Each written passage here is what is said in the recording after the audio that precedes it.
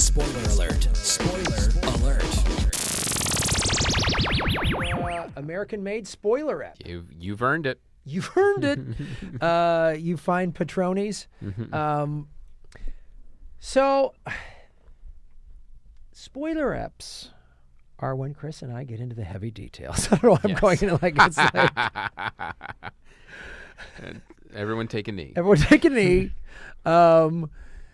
It's not a divorce. It's a trial separation. No, so spoiler, we're going to go into, if you've never listened to a spoiler app, we're going to get into all the details, including the ending and key elements of the Tom Cruise movie, American Made. There's a lot to talk about in this movie because it's based on a real guy. So the end of the movie, he's murdered. Let's go start with the end of the movie. Yeah. He's murdered. Yeah. Which comes as no surprise to anyone. Well, they do this weird thing in the film. There's some voiceover, but then they show these videotapes, and they're date stamped as old half-inch VHS video was. There's this big date. It said like December 20th, 1985. Right. And then it goes into 86, and he kept some records. He kept some records, and he's like, oh, this is what happened. And then they would date stamp like TWA, 1977, and then it would say like the drug cartel, 1978, or the CIA, 1980, or whatever the thing was. So he's murdered, and you're like, of course he is. There's no way this guy... Well, what I found fascinating was that, and this might have even been part of the character they were trying to portray, like, he didn't even act like he was in that much danger. Like, he would live in hotels and kind of change hotels periodically, but... these are drug cartels coming after you. You got to go into like FBI witness protection to be any semblance of safe. Instead, he gets convicted in his local area, and he's doing community service and kind of living in and out of hotels. Like, boy, he's going to be really hard to find. Yeah. Well, and the photo here, I went to Wikipedia of the actual Barry Seal is, boy, he's not as good looking as Tom Cruise. Really? Are you sure? Yeah. Tom Cruise didn't put on some prosthetics to look more like the real guy? No. So he, his criminal charge was conspiracy to smuggle narcotics, and he was murdered on February 19th by contract killers. February 19th, 1986, by Pablo Escobar, head of the Medellin cartel. Which goes to the thing that we talked about in the regular episode of these guys weren't ominous enough. No, they were just like you. They were like frat guys. They were selling drugs. That's really what it felt like. Yeah, that just had a weed business out of the back of their vans or something like that. Hey man, don't worry about it. It's cool. Yeah, like that scene where the runway isn't long enough, and at the end of the runway, when they first want to hire Barry Seal, there's all these grave markers of all the pilots who've died. And he's like, can you lengthen the runway? And they're like, no. And they're like, you're going to die. And then they just bet on him. If he's going to survive it or not. And I was like, there's millions of dollars of cocaine. Right. They're just like, haha, that's going to go up in smoke maybe? Yeah, I don't think they want to see it fertilize the trees. No. If this guy crashes, he's costing them a lot of money. Right. Which is the only thing these guys care about. The other thing, too, is like, the depiction of Pablo Escobar in other projects. Right. He's fucking scary, as well he should be. Like in Narcos. He's terrifying. And when people first meet him, they fucking are shaking. Now, granted, they're saying this is the early days before Pablo became like the man. Right. But in the late 70s. But still, dude. Like, even the way he's depicted in Blow. Remember the way he's depicted in Blow? His first introduction to him, you see him kill a guy. And he says, I don't like have problems. See what I do with problems? And he points to the dead guy. He's like, so if we have problems, you're dead. Well, also, too, as a character trait, usually those character traits, they don't suddenly appear when you're older. Like, generally, it's like a serial killer who, opens up a rabbit. You will see signs of that in their younger years. When he started as a young whatever... A young drug kingpin. You walk up. There's only one way to get up that ladder, right? Yeah, and it's not with handshakes, and you know what I mean. It's like the Star Trek Mirror episode. Yes, it's you kill your commanding officer. We all move up in rank. We all move up in rank. So that was the thing the way I will say this, that I thought this was a really cool effect that Doug Liman did. Mm-hmm. He's talking on the video screen about, I'm on the run. Right. And then you see him in the car, and then the gun guys walk up, and you just hear, right? Mm-hmm. And then they do that weird old school video fade. Like, that was an effect that Doug Liman did from the opening credits. Right. Like, the production companies, he made the production companies use logos from like the late 70s or early 80s.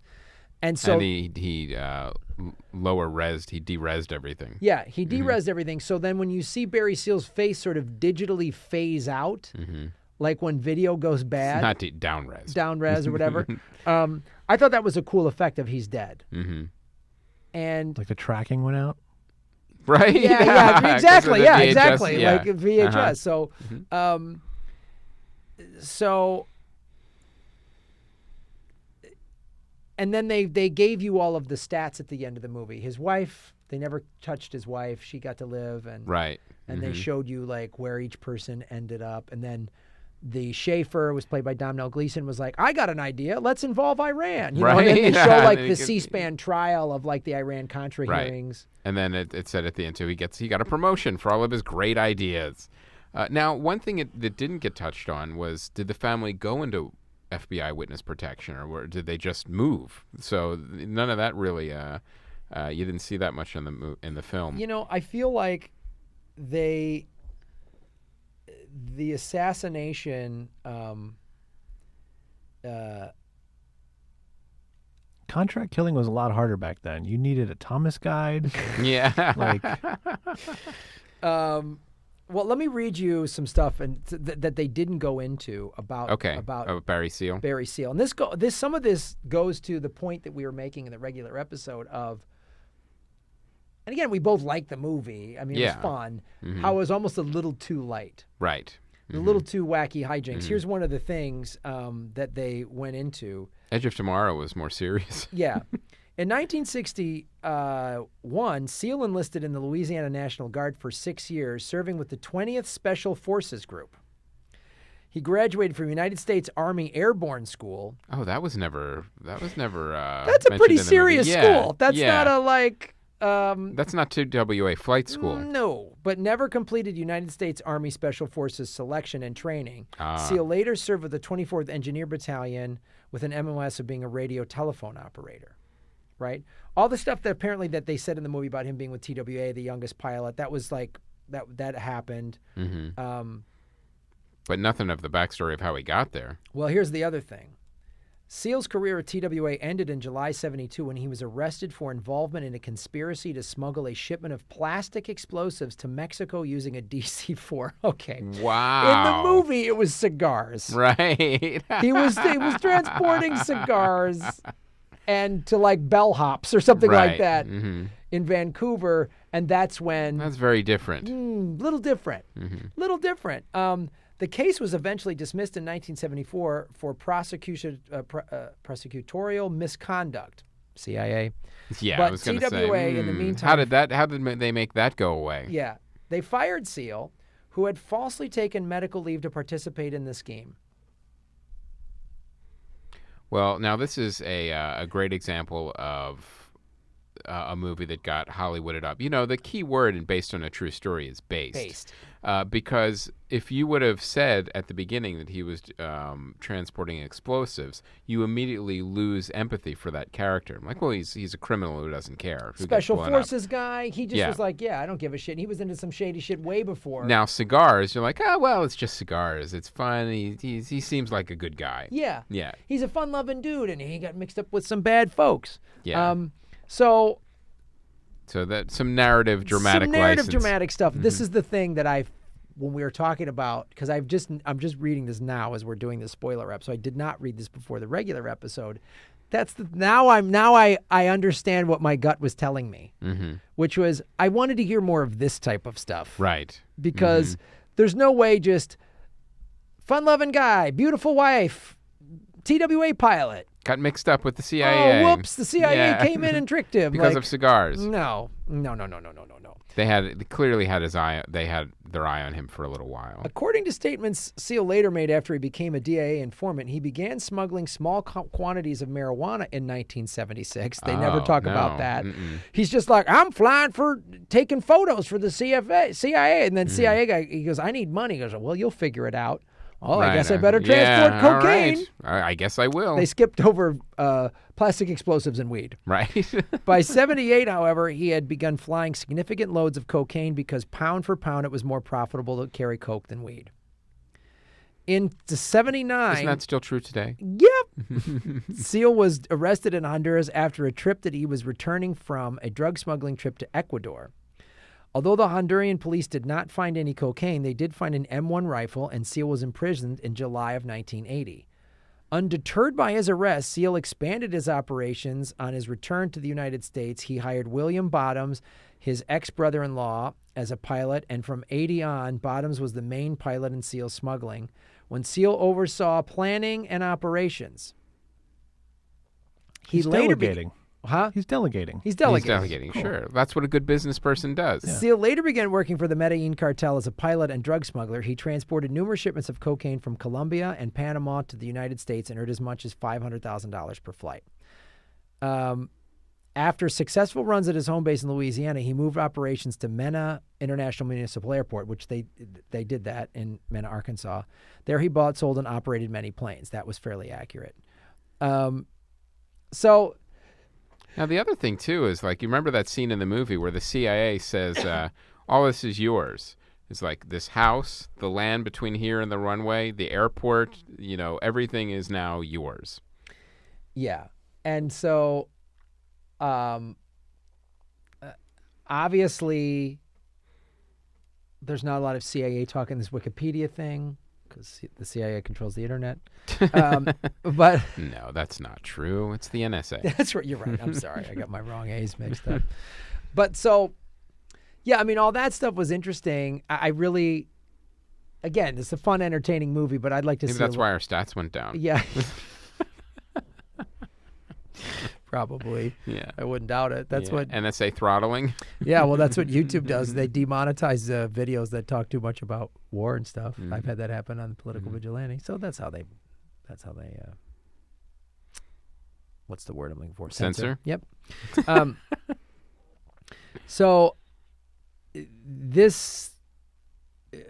So apparently, according to the reality, he was working for the DEA for a while. That's the other thing. But now as an informant. So they made this seem like in the movie he was all CIA guys and then just jumped on board with the DEA in the end. Which I don't have any gripes with that, because the CIA is not going to tell anyone what he was really doing or whatever. Right. So because the CIA was doing all this Iran-Contra shit, Right. One of my favorite scenes too was when they like, oh no, we're gonna bring the Contras here to the U.S. to train, and then when they brought them there, like half of them just disappeared. Yeah, they just ran away. Nobody thought they were gonna just go, oh, I'm out of here. Only half of them made it back. Yeah. To Central America. And then like, where did the guns go? Right. And so, I mean, a lot of that stuff was accurate. Right. Like, we're going to dealing with Noriega and in Panama and everything in Medellin, and so that was pretty interesting. But I did like, I just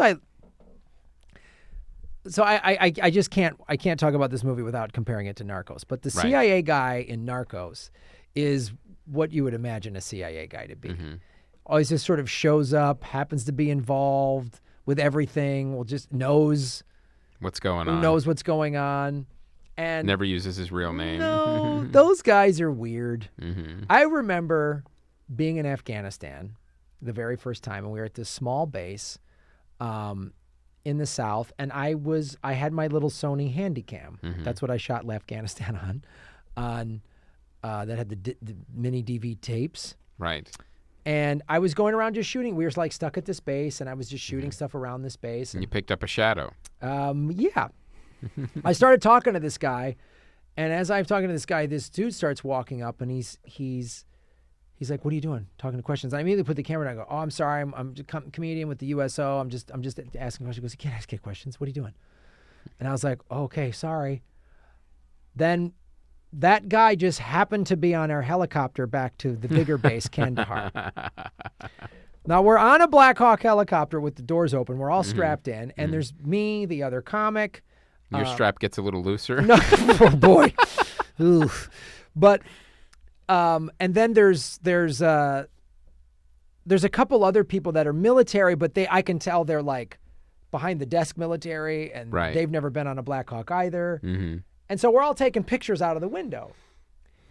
And I'm taking pictures on like the right side of the aircraft, and I'm holding my thing, and I'm trying to get some way over on the left side. The CIA guy, I'm assuming he's CIA, I don't know for sure, but he's on the other side of the plane, and it's super loud. You've got earplugs in, and he like motions like, oh, do you want me to hold your camera? I'll take pictures out this side of the window. And I was like, no, I'm good. That thing, fumble, boink, doink, doink, oh, there goes the camera. Butterfingers. And I was like, no, I'm okay. Your movie would have been shorter. Either that night or the next night I'm on stage. Who's out in the audience? Your new friend. My new pal. If he's listening, thank you so much. He's a huge fan. He's a huge fan. Buys all your stuff. Yeah. Yeah, maybe he just wanted a signed CD. Maybe, I don't know. He was like, yeah. He's like, do the Disneyland bit. Yeah. Talk about blood diamonds. He was the one who inspired me to start doing Palm Strike.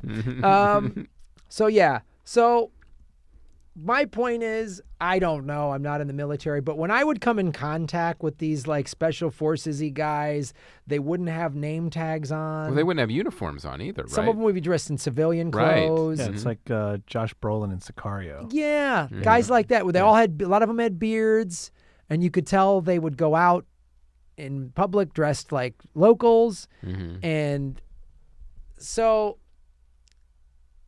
the Domhnall Gleeson, he's in the office, but he's also like sort of a field agent too, apparently, in this. So it's like, I don't know.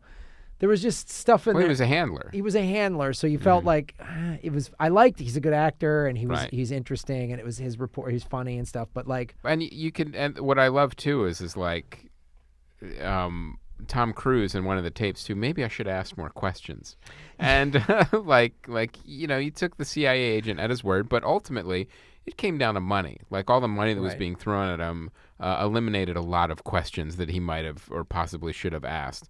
But, it's when you make a deal, with when you lay down with dogs, you're going to get fleas. I mean, that's the whole thing is like he's making deals with all these shady people from a CIA handler to drug cartels. It's like he seemed oblivious to what the consequences may be.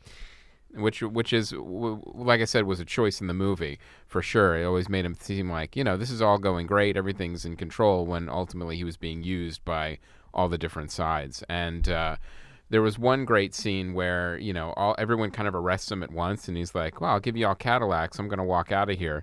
And sure enough, that's what happened, because ultimately he's not done being used yet. And but he thinks it's the best thing in the world. That he's just, he's walking out, but ultimately, and that's the structure of the film, is you don't see the price getting paid until the very end. Right. Like you would think maybe there'd be a few more hiccups along the way, like what's going on, but ultimately, this movie was a rise and fall, very specifically a slow rise, the rise, fall. Like there weren't peaks and valleys into this guy's life, which I'm sure happened in real life. Right. But movie structure-wise, there wasn't. Yeah, and so,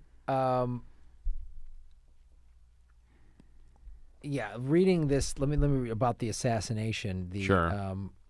The Colombian assassins were sent by the Medellin cartel, were apprehended while trying to leave Louisiana soon after Seal's murder. Oh, really? Yeah. Authorities thus concluded Seal's murderers were hired by Ochoa. The killers were indicted by a state grand jury on March 27th, 86, and in May 87, the two men got life in prison. One of them died in custody in 2015, and the three guys actually were convicted of murder in Seal's death. So this is. I didn't realize they caught the killers. Yeah. On March 16th, 1986, 1 month after Seal's death, President Reagan sought to bolster congressional support for the Contras by showing on television one of the photographs Seal had taken. He suggested that a top-ranking Sandinista official was involved in drug smuggling. They did that out of order in the movie. Right. In the movie, that photo is what gets Seal killed. Yes. Uh-huh. So you see them, that's the photo, and he's like, Because Seal's in the photo. Seal's in the photo. That's what gets him killed. Whereas in real life, Reagan used the photo after Seal was killed. Right. DEA officials in Washington denied this claim a few days later, pointing out that Nicaraguan was a local fixer. Yeah, right. Ugh. It's yeah. So again, when they Hollywood stuff up, I think they always make it a little less interesting. You know? Right. Again, fun, entertaining movie, but I would have rather heard this. I mean, the interaction with his, they made a lot of... I think, Graham, there's a fear in Hollywood, an old school Hollywood, not in like, you know, the new Hollywood, but like of, oh, well, this is what audience wanted to see. They don't want it more complicated. They don't want, you know, really what happened. And ultimately, that's not true because we see it in all the successful TV programming that we see. Like, you know, that fear needs to be gotten over. Like you're saying, this is interesting stuff I would have liked to have seen in the film. To play devil's advocate just for a second, I'm sure the argument is made, well, look, Narcos has 8 or 10 episodes to play all of these storylines out. So we have to condense them into an hour and 50 minutes or whatever. Right. Which There's definitely that. And that's a legitimate thing in terms of storytelling.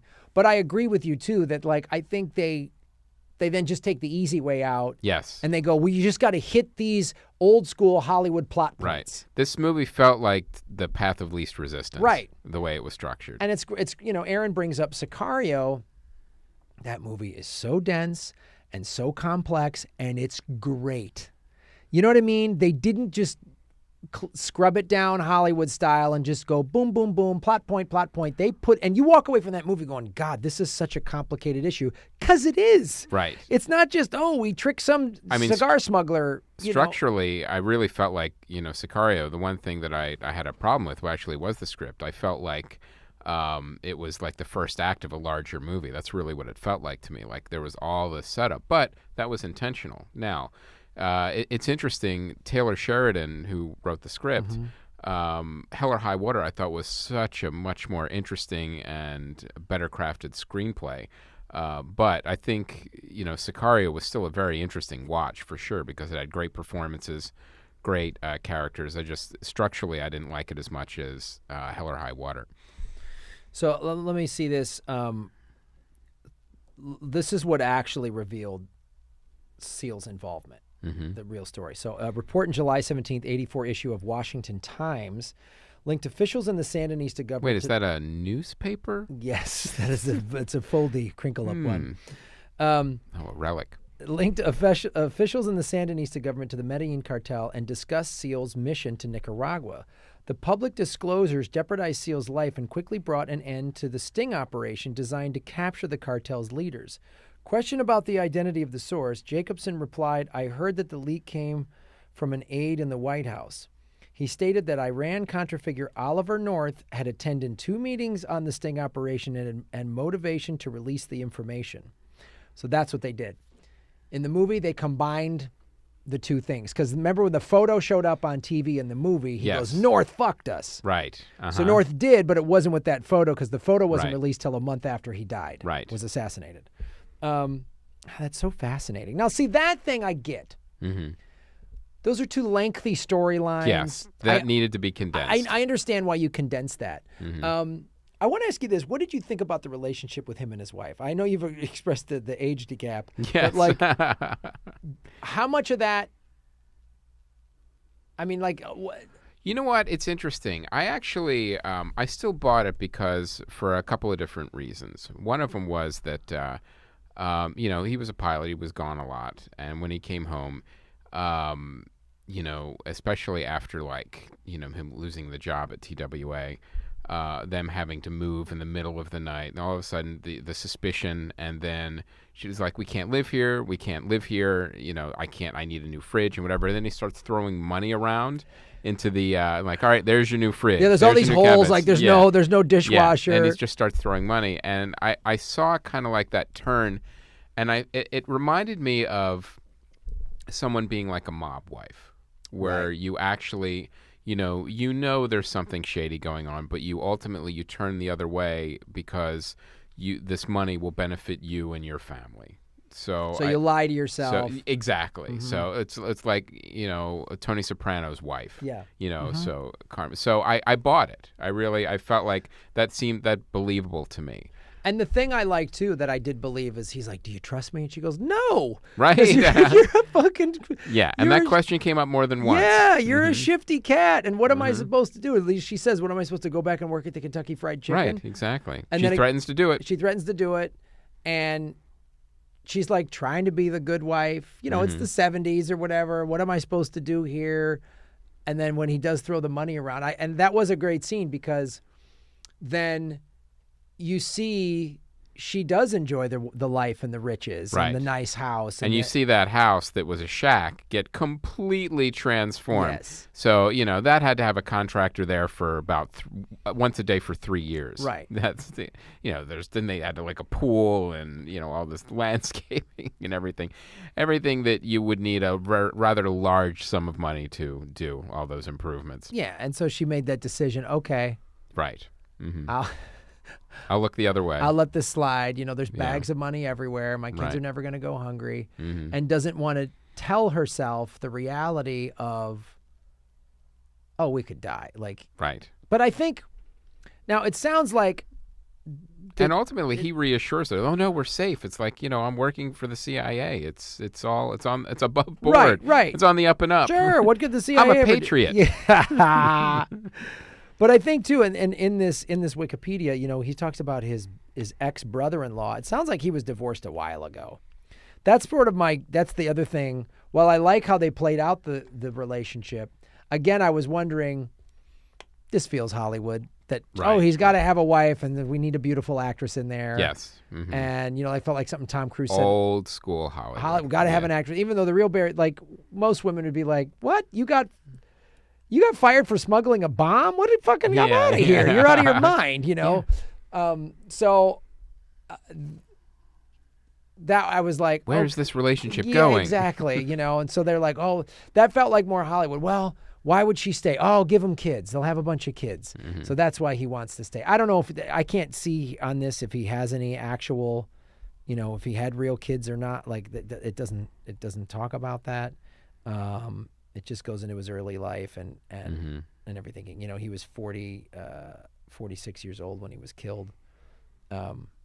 So he was younger than Tom Cruise. Yeah. Yeah, he was younger than Tom Cruise.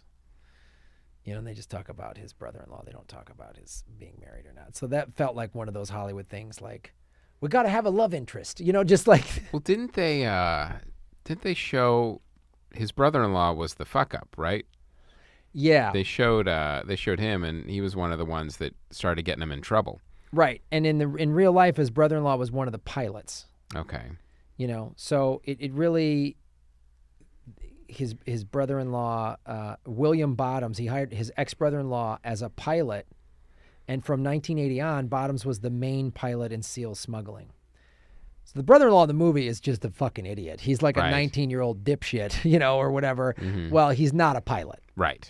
So he can barely clean the hangar. Yeah, and it was sort of like the minute they introduced him, it was very obvious, oh, this kid's going to fuck up and attract attention. Yeah, that was clear from frame one when he appeared. And that's a Hollywood trope. That's a Hollywood beat. Like, this guy's going to cause you trouble, buddy's family. Yeah, and it's just like, that's not what caused him trouble. It was very convoluted. He's mixed up with all these, Oliver North and the DEA and CIA and the Medelleans. Right. Like, come on. There's plenty of trouble to go There's around. plenty of trouble. Yeah. You don't need need Gilligan right. to come in there. Yeah. I hate the Gilligan plot device. Right. It drives me insane. Yeah. It's like just let the real shit tell you what happened. Right. You know? Yeah, there's plenty of crazy shit happening. Yeah, there's no Gilligan in Sicario. Right. Who's like, boink, sorry, I didn't know who was coming across the border at Juarez. You know, like... Now let me get in my hammock. Yeah, I just felt like I was going to play video games when you told me to go radio silence. You know, Right. like, oh, little buddy. You know, like... Yeah, you brought your cell phone Oh, I told you not to turn that on, but I need to call my friends. You know. and text where I'm going. Yeah, I'm Facebook Living. Is that a problem? So, I know we always pick even I know on the spoiler ups we like movies we say we like, we pick them apart. Right. But I don't know. Is there anything else from any of it that stood out from you in the movie? No, I think we covered pretty much everything. And like I said, you knew kind of what was coming. I liked the choice that Doug Liman made about kind of making him kind of oblivious to the danger that he was constantly in along with the danger he put his family in. But what I didn't like as much is like the drug cartel being a bunch of frat boys. Mm-hmm. That one, I think you could have found different ways to make that funny, but also them a lot more menacing, you know, and then at the end they're like, oh, he fucked us over, now we have to kill him. Like, now you guys are showing up to be dangerous? I mean, we should have seen that danger and that basically psychopathic behavior from the get-go. I think... yeah, exactly. I think they could have walked that balance a little better because I believe that the real and you Barry... could still make it funny. Yeah. I believe that somewhere in the real Barry Seal's head was a... denial. Right. Was him like, oh, Yes. man, I'm just flying. This will be fun, yeah. you know? I'm just the pilot. I'm just the pilot. So, because anyone in the drug business has to be, you have to be going, you have to be in denial. Otherwise, you're just going to go, oh, we're all going to die. Right. Like, this is an awful life. You see where it's going. It's not going to end well. It's not going to end well. Everyone knows it's not going to end well. It's not like you can give 2 weeks notice either on a drug cartel. So you have to be sort of like, well, I'm going to do cocaine and get laid and be nuts and get blown up, get my head blown off one day. Woo! Yep. You know? I know it's coming. I know it's coming. So I don't know. Like, yeah, I know we sort of tore this movie apart, but I did like the planes equipped with all of the initial plane. He's like, man, that's the fastest plane out there. Right. It's got all this cool camera equipment. Because that's actually true. They did. Yes. They did do that. The CIA did equip his planes like that. So, I'd like to see a grittier version of like how corrupt this government really is. Right. And what the real drug war is about. Yeah. So it was a fun, light movie. It is. You're not going to see it like on the Academy shortlist for sure. But like I said, it wasn't bad, and it certainly. I think Doug Liman gets a lot of credit for that, keeping things moving and interesting. But it could have used a little less, as we call it, Hollywood polish. Yeah. Aaron, are you going to see this movie now that we've ruined it for you? Well, geez, you start off with the murder. Yeah, no, I'll still check it out for sure. Yeah. Do I need to see it in a big screen or is at home? You don't need a big screen. I don't think so. I mean, if you like I said in the regular episode, if you just want 2 hours of go to a movie theater escapism, this is a fine film for that. Yes. Cool. But if you'd like, if going to the theaters is money and a hassle, then watch it at home when it comes out that way. Right. You know? Yeah. Or Yeah. I mean, there's certain movies you just have to see in a, Sure. they're Yeah, big. this isn't one of them. No. Yeah. Okay. This isn't one of them. Cool. So, thanks, guys, and also want to thank our patron supporter at the $50 a month level, Frightfully Uninformed Podcast. We are a podcast that watches mostly classic horror movies to figure out horror movie fandom. Go to frightfullyuninformed.com. Check that podcast out. They're supporting the show. You guys should support them. The $50 a month level Patreon, you get your business. We'll mention your business. We will indeed. Come on now. Get after it. That's our show, you guys. Go to lapodfest.com for the podcast festival this weekend, October 6th through the 8th.